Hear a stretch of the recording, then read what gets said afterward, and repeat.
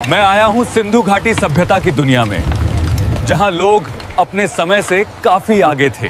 आज मैं आपको दिखाऊंगा उनकी आधुनिक तकनीक, उनका साफ सुथरा जीवन और उनकी विकसित सोच। तो वीडियो को अंत तक देखिएगा और ऐसे ऐतिहासिक कंटेंट के लिए चैनल को सब्सक्राइब कीजिए। आज से हजारों साल पीछे चलें, एक ऐसे समय में जब दुनिया के अधिकांश हिस्से में इंसान सिर्फ शिकार और गुफाओं में शरण लेकर अपना जीवन बिता रहा था। उसी दौर में भारतीय उपमहाद्वीप के उत्तर पश्चिमी छोर पर एक ऐसी क्रांति की शुरुआत हो रही थी जिसने आने वाले समय में दुनिया की सबसे महान और व्यवस्थित सभ्यताओं में से एक की नींव रखी। यह कहानी केवल ईंटों और गारे की नहीं है, बल्कि यह कहानी है इंसानी जज्बे, बुद्धिमत्ता और प्रकृति के साथ तालमेल बिठाने की कला की, जिसे आज हम सिंधु घाटी सभ्यता या हड़प्पा सभ्यता के नाम से जानते हैं। उसका जन्म किसी एक दिन या एक साल में नहीं हुआ था। इसके पीछे सदियों का धीमा विकास और प्रयोगों की एक लंबी श्रृंखला थी। इस महान गाथा की पहली किरण आज से लगभग 9000 साल पहले यानी 7000 ईसा पूर्व के आसपास फूटती है। आज के पाकिस्तान के बलूचिस्तान प्रांत में बोलन दर्रे के पास एक जगह है मेहरगढ़। मेहरगढ़ वह प्रयोगशाला थी जहाँ दक्षिण एशिया के पहले किसानों ने खानाबदोश जीवन को छोड़कर एक जगह टिक कर रहना सीखा। यहाँ के लोगों ने पहली बार यह समझा कि जमीन से अनाज उगाया जा सकता है और जानवरों को केवल शिकार के लिए नहीं बल्कि दूध और मदद के लिए भी पाला जा सकता है। उन्होंने गेहूं और जौ की खेती शुरू की और भेड़ बकरियों को पालना सीखा। मेहरगढ़ के लोग केवल किसान नहीं थे, बल्कि वे अपने समय के शुरुआती वैज्ञानिक भी थे। पुरातात्विक खुदाई में वहाँ ऐसे दांत मिले हैं जिनमें ड्रिल से छेद किए गए थे, जो यह बताता है कि वे शुरुआती चिकित्सा पद्धति से परिचित थे। यह नवपाषाण काल की एक ऐसी घटना थी जिसने इंसान को खाद्य संग्राहक से खाद्य उत्पादक बना दिया। मेहरगढ़ की शुरुआती बस्तियां मिट्टी की कच्ची ईंटों से बनी थीं, लेकिन उनमें एक व्यवस्था दिखने लगी थी। वे अपने मृतकों को सम्मान के साथ दफनाते थे और कब्रों में रोजमर्रा की चीजें रखते थे, जो यह दर्शाता है कि उनके मन में जीवन के बाद की किसी और दुनिया का धुंधला सा विचार जन्म ले चुका था। जैसे जैसे समय बीतता गया, मेहरगढ़ की यह संस्कृति पहाड़ों की तलहटी से उतरकर सिंधु और उसकी सहायक नदियों के उपजाऊ मैदानों की ओर बढ़ने लगी। यहाँ का भूगोल किसी वरदान से कम नहीं था। एक तरफ सिंधु नदी का अथाह जल था, तो दूसरी तरफ पौराणिक और विशाल सरस्वती नदी बहती थी। इन नदियों के किनारे की मिट्टी इतनी उपजाऊ थी कि इसने आबादी को बढ़ने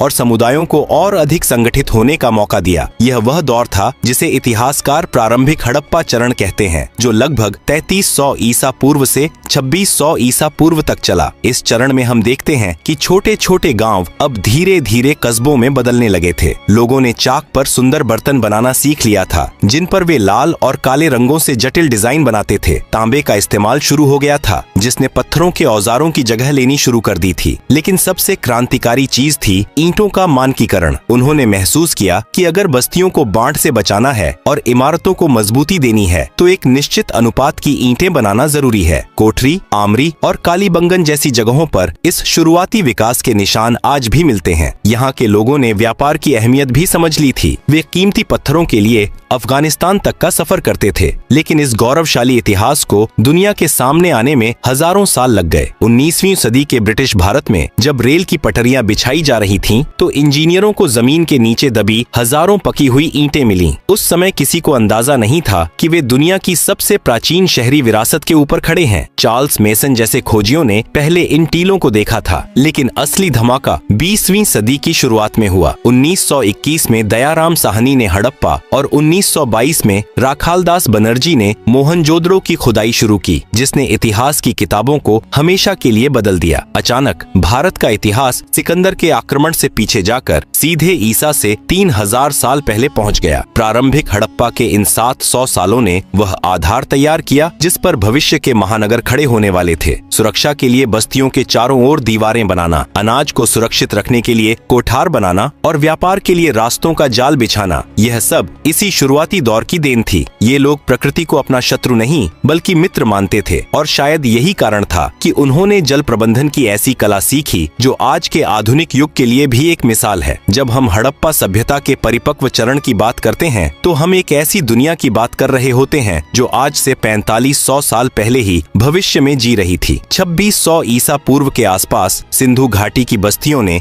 एक ऐसा रूप लेना शुरू किया जिसे देखकर आज के आधुनिक वास्तुकार और इंजीनियर जानवर भी दांतों तले उंगली दबा लेते हैं। यह वह समय था जब मिस्र में पिरामिड बन रहे थे और मेसोपोटामिया में मंदिर खड़े किए जा रहे थे। लेकिन भारत की यह सभ्यता उन सब से अलग थी, जहाँ बाकी दुनिया अपने राजाओं के लिए आलीशान स्मारक बना रही थी। हड़प्पा वासी अपने नागरिकों के लिए दुनिया के सबसे व्यवस्थित शहर बना रहे थे। इन शहरों की सबसे बड़ी पहचान थी शहरी नियोजन। कल्पना कीजिए एक ऐसे शहर की जहां कोई भी सड़क टेढ़ी मेढ़ी नहीं थी। मोहनजोदड़ो और हड़प्पा जैसे महानगरों को एक व्यवस्थित ढांचे पर बसाया गया था। मुख्य सड़कें एक दूसरे को 90 डिग्री के समकोण पर काटती थीं, जिससे पूरा शहर शतरंज की बिसात जैसा दिखाई देता था। इन शहरों को मुख्य रूप से 2 हिस्सों में बांटा गया था। पश्चिमी हिस्सा एक ऊंचे चबूतरे पर बना था, जिसे गढ़ या दुर्ग कहा जाता था। यहाँ शहर की सबसे महत्वपूर्ण सार्वजनिक इमारतें थीं। दूसरा हिस्सा निचला शहर था, जो आकार में बड़ा था और जहाँ आम नागरिक, व्यापारी और कारीगर रहते थे। निर्माण कला में उनकी निपुणता का अंदाजा उनकी ईंटों से लगाया जा सकता है। पूरी सभ्यता में, चाहे वह शहर गुजरात में हो या पंजाब में, ईंटों का आकार और अनुपात बिल्कुल एक जैसा था। आज के समय में भी इतनी व्यापक एकरूपता लाना कठिन है। मोहनजोदड़ो में स्थित विशाल स्नानागार प्राचीन इंजीनियरिंग का एक चमत्कार है। यह केवल एक बड़ा जलाशय नहीं था, बल्कि इसे जलरोधी बनाने के लिए ईंटों के ऊपर प्राकृतिक राल की परत चढ़ाई गई थी, ताकि पानी का रिसाव न हो। इसके पास ही कपड़े बदलने के कमरे और गंदे पानी को निकालने के लिए एक निकास द्वार भी था। यह शायद किसी धार्मिक अनुष्ठान या सामूहिक स्नान के लिए इस्तेमाल होता था। दुर्ग के क्षेत्र में एक और विशाल इमारत मिली है, जिसे अन्नागार कहा जाता है। यही अनाज रखने का एक विशाल गोदाम था। इसके फर्श के नीचे हवा के आने जाने के लिए गलियारे बने थे, ताकि नमी अनाज को खराब न कर सके। यह उस समय की उन्नत खाद्य सुरक्षा व्यवस्था का प्रमाण है। लेकिन इन शहरों का असली अदृश्य चमत्कार जमीन के ऊपर नहीं, बल्कि जमीन के नीचे छिपा था। हड़प्पा वासियों ने दुनिया की पहली और सबसे उन्नत जल निकासी प्रणाली विकसित की थी। हर घर की एक नाली गली की मुख्य नाली से जुड़ी होती थी। ये नालियां पकी हुई ईंटों से बनी थीं और ऊपर से ढकी हुई थीं। सफाई के लिए जगह जगह ढक्कनदार मोरियाओं बनाई गई थीं। आज के कई आधुनिक शहरों में मानसून के दौरान जो जल जमाव की समस्या हम देखते हैं, वह 4500 साल पहले हड़प्पा में नहीं थी। यह स्वच्छता और स्वास्थ्य के प्रति उनकी गहरी जागरूकता को दर्शाता है। लोगों का जीवन स्तर भी बहुत ऊंचा था। यहाँ के घर अक्सर 2 या 3 मंजिला होते थे। घरों का डिजाइन गोपनीयता को ध्यान में रखकर बनाया गया था। मुख्य सड़क की तरफ कोई खिड़की नहीं होती थी और घर का प्रवेश द्वार अक्सर साइड की गलियों में खुलता था। हर घर के बीच में एक खुला आंगन होता था, जहाँ परिवार के लोग बैठकर काम करते थे या खाना पकाते थे। खुदाई में मिले मिट्टी के चूल्हे, तवे और बेलन यह साबित करते हैं कि उनकी रसोई और खान पान की आदतें आज के भारतीय समाज से कितनी मिलती जुलती थीं। वे अनाज पीसने के लिए चक्की के पत्थरों का उपयोग करते थे और ताजे गेहूं की रोटियां बनाना उनकी दिनचर्या का हिस्सा था। लोग अपने पहनावे और सौंदर्य के प्रति भी बहुत सजग थे। स्त्रियां सूती और ऊनी वस्त्र पहनती थीं और कीमती पत्थरों, सोने और शंख से बने आभूषणों से खुद को सजाती थीं। खुदाई में लिपस्टिक और काजल जैसी सौंदर्य सामग्री भी मिली है। पुरुष अक्सर दाढ़ी रखते थे और अपने बालों को संवारने के लिए पीतल और तांबे के दर्पणों का उपयोग करते थे। मनोरंजन और व्यक्तिगत सजावट के मामले में भी वे बहुत आगे थे। खुदाई में हाथी दांत की कंघियां, तांबे के दर्पण और मिट्टी के खिलौने मिले हैं। यहाँ तक कि वे शतरंज जैसा खेल भी खेलते थे, जिसके प्रमाण लोथल से मिले हैं। वे बटन का इस्तेमाल करना जानते थे, जो समुद्री सीपियों से बने होते थे। बच्चों के लिए मिट्टी की गाड़ियां, सीटियां और घूमने वाले खिलौने बनाए जाते थे। कारीगरी के क्षेत्र में वे धातुओं, विशेषकर कांसे के उस्ताद थे। मोहनजोदड़ो से मिली नर्तकी की मूर्ति उनके कलात्मक कौशल और धातु विज्ञान के ज्ञान का सबसे उत्कृष्ट उदाहरण है। हड़प्पा सभ्यता की महानता केवल उनके शहरों की 4 दीवारी तक सीमित नहीं थी। हकीकत में ये लोग दुनिया के पहले वैश्विक व्यापारियों में से थे। जब आज के विकसित देश अपने अस्तित्व की तलाश में थे, तब हड़प्पा के व्यापारियों के जहाजों के लंगर मेसोपोटामिया और ओमान की खाड़ी के बंदरगाहों पर डले होते थे। मेसोपोटामिया के प्राचीन सुमेरियन ग्रंथों में एक समृद्ध देश का जिक्र मिलता है, जिसे वे मेलुहा कहते थे। आधुनिक इतिहासकारों का मानना है कि यह मेलुहा कोई और नहीं, बल्कि सिंधु घाटी की यही गौरवशाली सभ्यता थी। व्यापार के इस वैश्विक नेटवर्क का सबसे बड़ा केंद्र था लोथल। गुजरात के खंभात की खाड़ी के पास स्थित लोथल दुनिया का पहला मानव निर्मित बंदरगाह था। यहाँ की इंजीनियरिंग इतनी सटीक थी कि ज्वार भाटा के समय जहाजों को नियंत्रित करने के लिए विशेष द्वारों का इस्तेमाल किया जाता था। हड़प्पा के साहसी व्यापारी अपने छोटे जहाजों के साथ अरब सागर की लहरों को चीरते हुए मगन और दिलमुन जैसे व्यापारिक पडियाहावों तक पहुँचते थे। मगन आज का ओमान है और दिलमुन आज का बहरीन। यहाँ से मनके, सूती कपड़े, हाथी दांत के सामान और कीमती लकड़ी सुदूर देशों को निर्यात की जाती थी। बदले में वे सोना, तांबा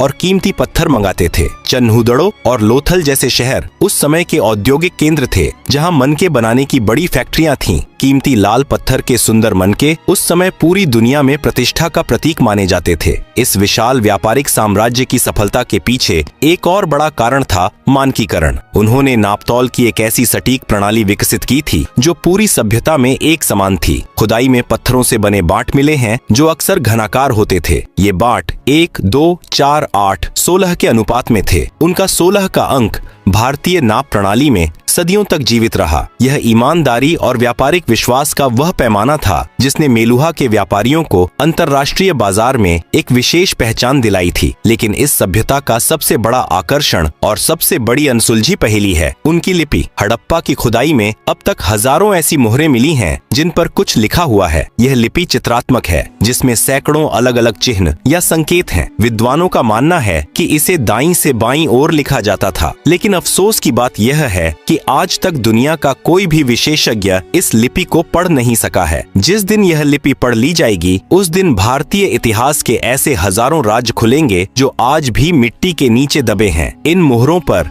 केवल लिखावट ही नहीं थी, बल्कि जानवरों की अद्भुत नक्काशी भी थी। एक सींग वाला बैल, हाथी, बाघ और कुबड़ वाला सांड, इन मोहरों पर उकेरी गई ये तस्वीरें उनकी कला का बेहतरीन नमूना है। इनमें सबसे महत्वपूर्ण है पशुपति मुहर, जिस पर एक आकृति योग की मुद्रा में बैठी है और उसके चारों ओर जंगली जानवर हैं। कई विद्वान इसे भगवान शिव का प्रारंभिक रूप मानते हैं। इन मोहरों का इस्तेमाल शायद व्यापारिक सामान की गांठों पर पहचान लगाने के लिए किया जाता था। समाज और शासन की बात करें तो हड़प्पा सभ्यता में मिस्र या मेसोपोटामिया की तरह विशाल महलों या राजाओं की कब्रों के निशान नहीं मिलते। इससे यह अंदाजा लगाया जाता है कि यहाँ की सत्ता शायद किसी एक तानाशाह राजा के हाथ में न होकर व्यापारियों या पुजारियों की एक समिति के हाथ में थी। मोहनजोदड़ो से मिली पुरोहित राजा की मूर्ति इस ओर इशारा करती है कि धर्म और समाज का आपस में गहरा जुड़ाव था। यह एक ऐसा समाज था जहाँ हथियारों के अवशेष बहुत कम मिले हैं, जो यह दर्शाता है कि वे युद्ध के बजाय शांति और सह अस्तित्व में विश्वास रखते थे। इतिहास के पन्नों में हड़प्पा सभ्यता एक ऐसी चमकती हुई मशाल की तरह है जो अपने चरम पर पहुंचकर अचानक शांत हो गई। लेकिन यह शांति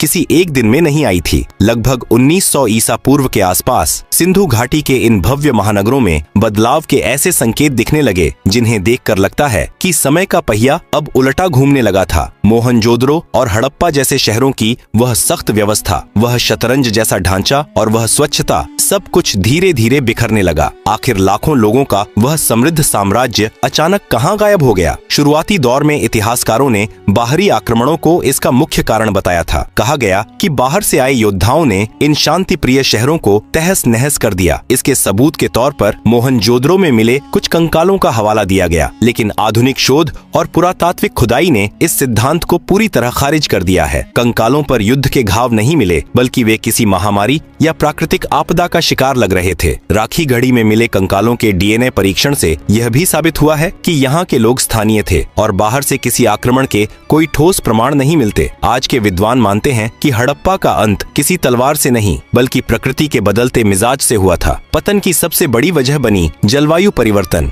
हड़प्पा सभ्यता का पूरा ढांचा नदियों पर टिका था। सिंधु और उस समय की विशाल सरस्वती नदी उनकी जीवन रेखा थी। 2000 ईसा पूर्व के आसपास मानसून के तरीके में भारी बदलाव आया। बारिश कम होने लगी और नदियां धीरे धीरे सूखने लगीं। सरस्वती नदी, जिसके किनारे हड़प्पा की सबसे अधिक बस्तियां बसी थीं, धीरे धीरे लुप्त होकर रेगिस्तान में खो गई। जमीन की उर्वरता कम होने लगी और बार बार आने वाले सूखे ने किसानों को लाचार कर दिया। पानी की कमी ने कृषि को बर्बाद कर दिया, जिससे शहरों का पेट भरना नामुमकिन हो गया। वहीं दूसरी ओर सिंधु नदी ने अपनी राह बदल ली, जिससे मोहनजोदड़ो जैसे शहर पानी से कोसों दूर हो गए। केवल सूखा ही नहीं, बल्कि विनाशकारी बाढ़ ने भी अपना कहर बरपाया। चन्हूदड़ो और लोथल जैसे शहरों में मिट्टी की ऐसी परतें मिली हैं जो यह साबित करती हैं कि इन शहरों को बार बार भयानक बाढ़ का सामना करना पड़ा था। बार बार आने वाली आपदाओं ने प्रशासन की कमर तोड़ दी। संसाधनों पर दबाव इतना बढ़ गया कि लोगों ने शहरों को छोड़ना ही बेहतर समझा। यह सभ्यता अचानक खत्म नहीं हुई, बल्कि इसका विसर्जन हुआ। लोग महानगरों को छोड़कर छोटे छोटे समूहों में पूर्व और दक्षिण की ओर,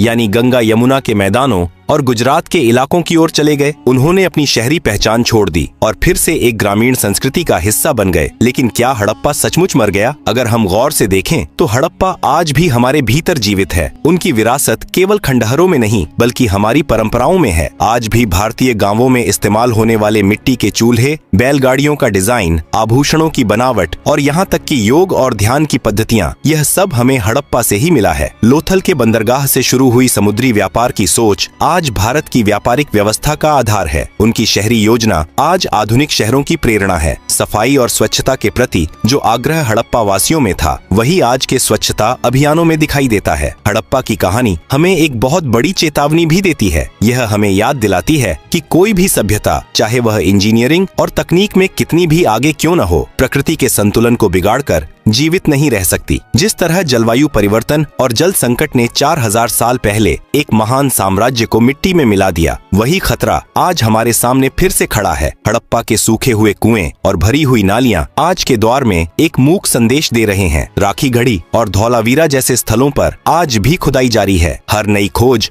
हमें अपने पूर्वजों के और करीब ले जाती है। हड़प्पा सभ्यता का इतिहास केवल अतीत की धूल नहीं है, बल्कि यह भविष्य के निर्माण का एक ढांचा है। यह कहानी हमें सिखाती है कि महानता केवल ऊंची इमारतों में नहीं, बल्कि एक व्यवस्थित और संवेदनशील समाज के निर्माण में होती है। हड़प्पा का उदय एक चमत्कार था, उसका अस्तित्व एक प्रेरणा है और उसका पतन इंसानियत के लिए एक शाश्वत सबक।